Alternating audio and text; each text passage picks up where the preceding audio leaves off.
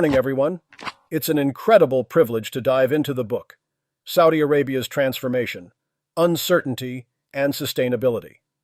Today, we explore one of the most ambitious national journeys in modern history, Saudi Arabia's Vision 2030.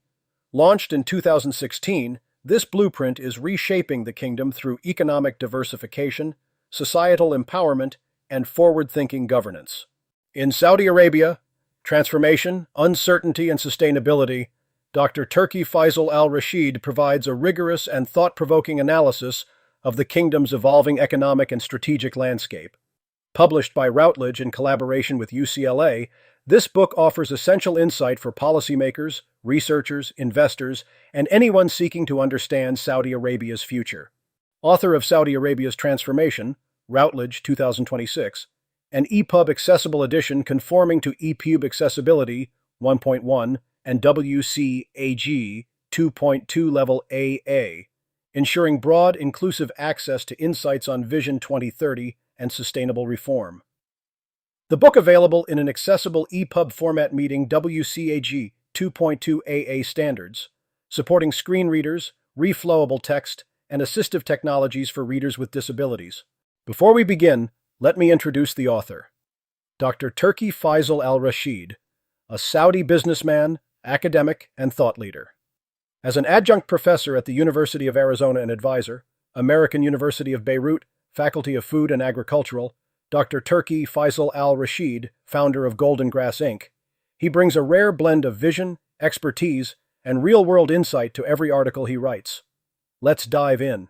Social contract, the economy, and the political structure were all basically glued together by that one product, oil. Yeah. The stakes aren't just corporate bankruptcy here. We are talking about the stability of an entire region. Exactly. So today, we are doing a deep dive into Saudi Arabia. Well, look, we're not doing the standard, travel blog thing about futuristic glass cities in the desert or those flashy sports contracts. Right. We're going deeper than that. We're looking at the machinery behind the curtain. Yeah. We've got a really fascinating monograph here today. It's titled Saudi Arabia's Transformation, Uncertainty, and Sustainability. It was written by Dr. Turki Faisal Al Rasheed and published in 2026. And that publication date, 2026, that's crucial here. Right, because of the timeline. Exactly. Since the source is from 2026, we are effectively sitting in the 10th year of Vision 2030, which they launched back in 2016. So this isn't, some prediction piece anymore. It's a scorecard. It is a scorecard. Dr. Al Rasheed is looking at a decade of hard data to answer one really massive question. Is this transformation actually sustainable? Or, to put into the specific terms the author uses, have they reached irreversibility? Have they changed the DNA of the country so deeply that they just can't go back, even if they wanted to? And that is the multi-trillion-dollar question. To answer it, Dr. Al Rasheed takes us through these frameworks of sustainability, resilience, and irreversibility. It's pretty dense text. It is, but it's incredibly revealing because it completely looks past the PR gloss. And just a quick note for you listening, our goal here is to objectively analyze Dr. Al Rasheed's work. We aren't taking any political sides or endorsing the policies. We are just unpacking the data and the arguments presented in this specific monograph. Right, we're just following the research. So let's unpack this. Our mission today is to see if this transformation is real or just a house of cards. And to do that, we have to understand where they started. The book talks a lot about the rentier state. Yes. And I feel like that is a term people just sort of nod at in political science classes. Yeah. But they don't actually understand the mechanics of it in real life. It's fundamental to the whole story. Honestly, if you don't get this concept, you don't get the Middle East. Okay, break it down for us. A rentier state isn't just a country that sells resources. It is a psychological and a political arrangement. The government gets its money from rents, which in this case means selling oil to the global market rather than taxing the productivity of its citizens. Right. And because the state doesn't need your taxes to survive, it doesn't necessarily need your political input. Instead, it essentially buys your loyalty. It is a transaction. I mean, the government provides free healthcare, free education, really cushy government jobs, and subsidies on literally everything from water to gas. Exactly. And in exchange, the public just stays out of politics and lets the ruling family run the show. That's it. It's a cradle-to-grave welfare system. But the problem, as Dr. Al Rasheed points out very clearly, is that this makes the state incredibly fragile. Because it only works when the money is flowing. Right. It works great when oil is $100 a barrel, but if the price of oil crashes or if the world just stops buying as much oil, you can't pay for that loyalty anymore. And then the social contract breaks, which is the classic oil curse everyone talks about. Yeah. But here is where the source actually threw me a curveball. Vision 2030 wasn't their first attempt to fix this. No, it wasn't. There was something called Vision 2020 that launched way back in 2003. I honestly had never even heard of it before reading this. Most people haven't, and that is actually very significant. The source is pretty brutal in its assessment of Vision 2020. Yeah, it didn't hold back. Not at all. It describes it as a complete failure. It was launched to diversify the economy, sure, but it was seen by many of the key stakeholders as just a PR endeavor. So it was literally just a shiny brochure with no teeth. Essentially, yes, it lacked any real political will. The bureaucracy just absorbed it and killed it quietly. It faltered because of bureaucratic obstruction and a total lack of resources. It was just business as usual. Okay, so what makes Vision 2030 different then? Why are we seeing actual movement now compared to 2003? The author uses a great phrase for this, the science of execution. The science of execution. Right. Vision 2030 wasn't a suggestion. It was a top-down mandate from the Crown Prince. It came with strict key performance indicators, timelines, and real consequences. It wasn't let's try to diversify. It was diversify or else. Exactly. And if you look at the stats in the monograph, the difference is night and day. The unemployment numbers really jumped out at me. During the peak of COVID-19, unemployment was hovering around 15%.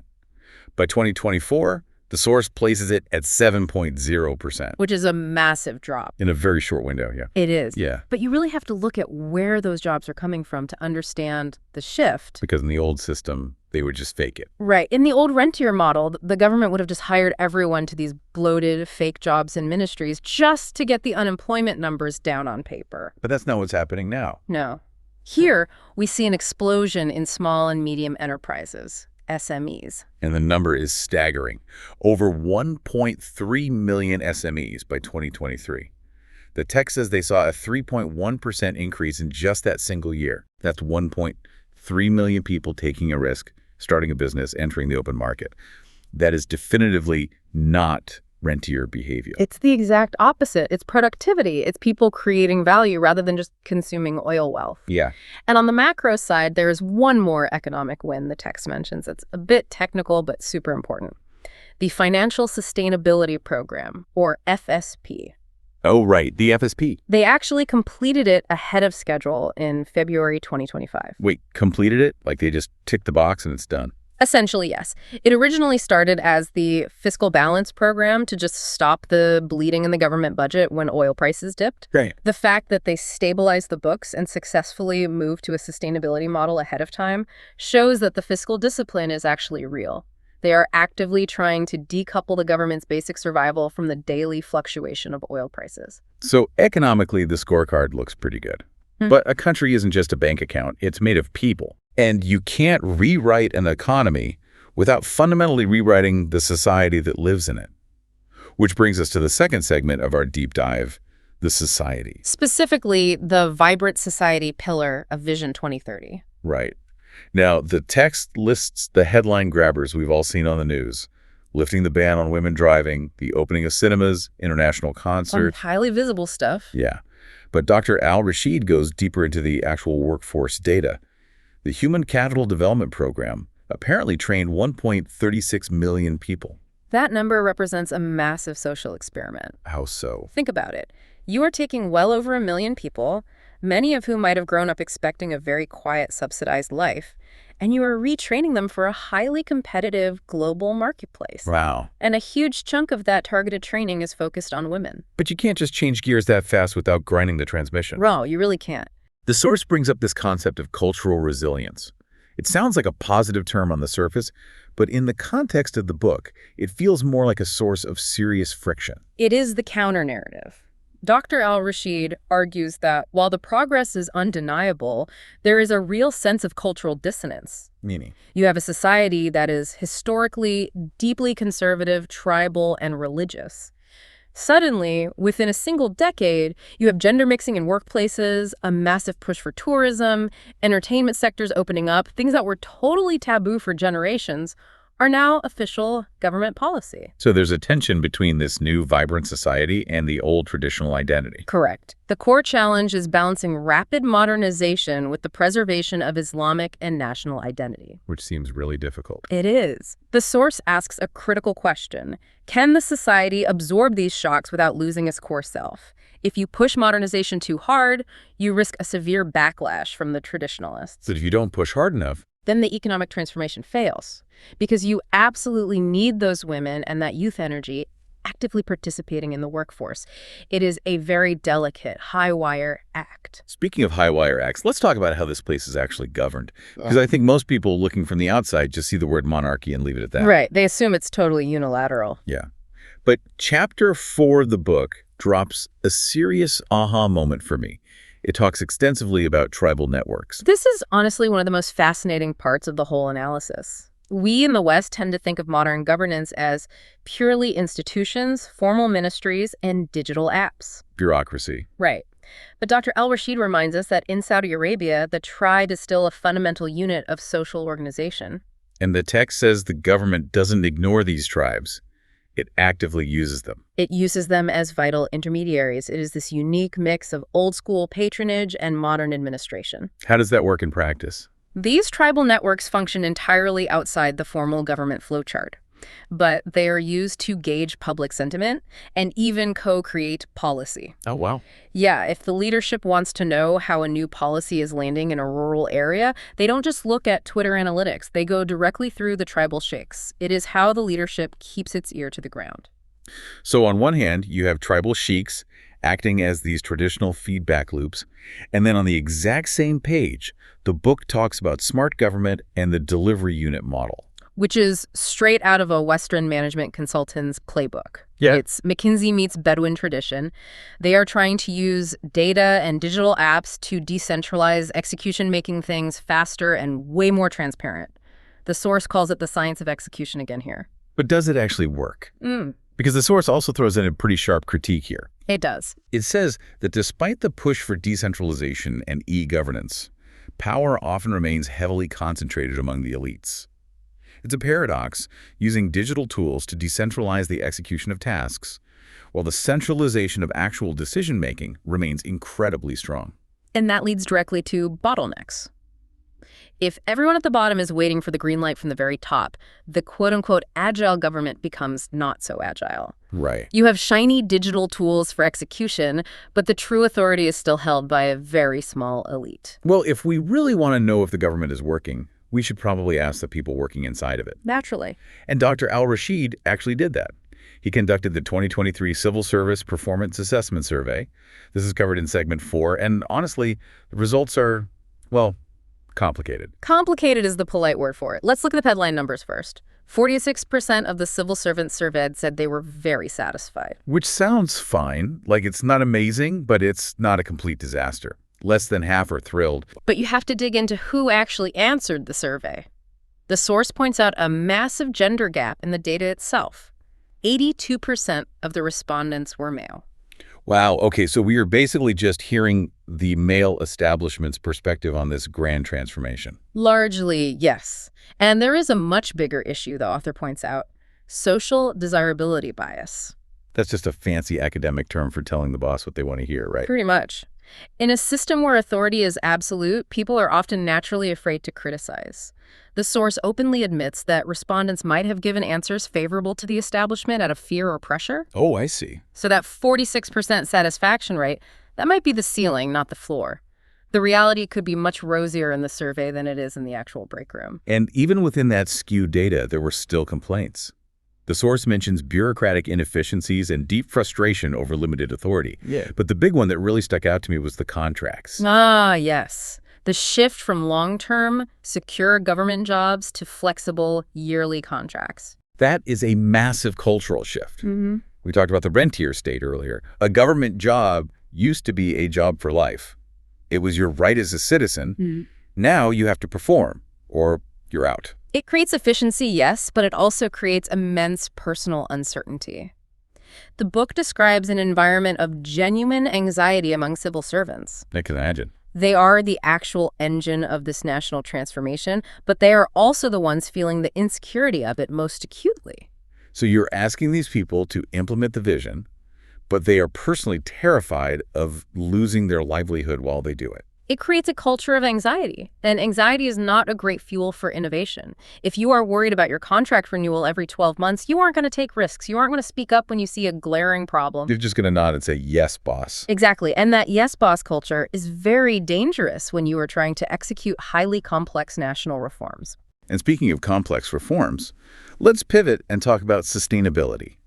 Not just the financial kind we discussed, but environmental. Segment 5 covers what the book calls the environmental paradox. It is a paradox where sheer ambition hits the laws of physics. On one side, you have the Saudi Green Initiative. They have pledged to plant 10 billion trees and generate 50% of their energy from renewables by 2030. Which is incredibly ambitious by any standard. It is. But on the other hand, they are building NEOM, a futuristic megacity from scratch in the desert. The construction costs alone, the carbon costs, the resource costs, they must be astronomical. The source warns about exactly this contradiction. Without incredibly strict governance, these megaprojects could severely harm the environment they claim they want to protect. You can't just greenwash a construction project of that magnitude. You really can't. It's a direct conflict between the ambitious nation pillar, which is about building the biggest and best, and the actual sustainability goal. That ambitious nation pillar isn't just about buildings, though. It's also about their place in the world. The source mentions a really specific example of this regarding geopolitics, specifically Saudi Arabia's role as a mediator in the Ukraine-Russia talks. This is highly significant. It signals a major shift from being just a regional player, mostly concerned with the Gulf and Iran, to becoming a global influencer. Right. They are actively using their unique position to talk to everyone. It fits the ambitious nation narrative perfectly. They want to be indispensable, not just as an oil pump for the world, but as a central diplomatic hub. It just feels like there are contradictions everywhere you look. Yeah. They want to be green, but they are building mega cities. They want to be modern, but they rely heavily on traditional tribes. They want to be a global player, but they need to fiercely maintain their specific national identity. That is just the nature of rapid transformation. It is inherently messy. But Dr. Al Rasheed uses a specific framework to measure success amidst all this mess. We've talked about sustainability and resilience today, but the most interesting word he uses is irreversibility. This is the key concept of the whole book, right? Irreversibility. It is the ultimate goal of Vision 2030. The goal isn't just to build new things, it is to make the changes irreversible. So deeply embedded in the society that you just can't go back, like burning the boats. Exactly like burning the boats. The idea is to change the economy and society so fundamentally that even if future political leadership changes, or, more importantly, if oil prices collapse completely, the country doesn't just revert to the old rentier state model. Because they can't. Right. They want the private sector to be so strong and the social changes so normalized that the old way of life is literally impossible to return to. So all this massive spending, the rapid social changes, the intense restructuring of the government, it's all essentially a race against time to reach that point of no return. That is the working theory. If they stop halfway, the whole thing could easily slide back. But if they push through, they create a new normal that sustains itself indefinitely. So let's synthesize all of this for you listening. We are basically looking at a massive high-wire act. It is the ultimate balancing act. They are balancing the deeply ingrained legacy of the rentier state, the free money, and the stability against a diversified, hustle-based future. And they are balancing deep tribal traditions with digital modernization and global integration. Right. And based on the source, is it actually working? What is the final verdict here? The verdict in the book is that the progress is completely undeniable. You simply can't look at the massive drop in unemployment stats or the rapid social opening and say nothing has changed. The numbers are real. The economy is diversifying, but the risks remain incredibly high. The bureaucracy is still actively fighting the change in some sectors. The environmental impact is a ticking clock, and the heavy reliance on top-down directives means everything still hangs on the leadership's vision. It's fragile. It's resilient in some ways, but yes, it is very fragile in specific structural ways. Well, here is a thought to leave you with today, and it's something the book hints at with that core concept of irreversibility. If the political will changes, or say, if the oil money dries up before the transition is fully complete, Is the transformation actually irreversible? That's the big question. Or is it like a rubber band that's been stretched really, really far, just waiting to snap back? That is the ultimate danger. If the foundation isn't truly set in the hearts and minds of the people, and not just in the government's KPIs, then it might not be as irreversible as they hope. If the people are just waiting out the storm, that snapback could be severe. Understanding this transformation isn't just about understanding Saudi Arabia. It's about understanding the future of the entire Middle East. It's a fascinating experiment happening in real time, and Dr. Al Rasheed's work gives us a really incredible scorecard to follow along. Absolutely. It is easily one of the most significant national projects of our century. Well, that is all the time we have for this deep dive. Thanks for listening, and a big thanks to Dr. Al Rasheed's work for giving us the roadmap today. We will catch you on the next one. Conclusion. As we conclude this discussion, we return to the vision expressed by Dr. Turki Faisal Al Rasheed, a vision rooted in clarity, innovation, and a deep commitment to shaping a more stable and interconnected future. Now available worldwide, Saudi Arabia's Transformation, Uncertainty, and Sustainability by Dr. Turki Faisal Al Rasheed.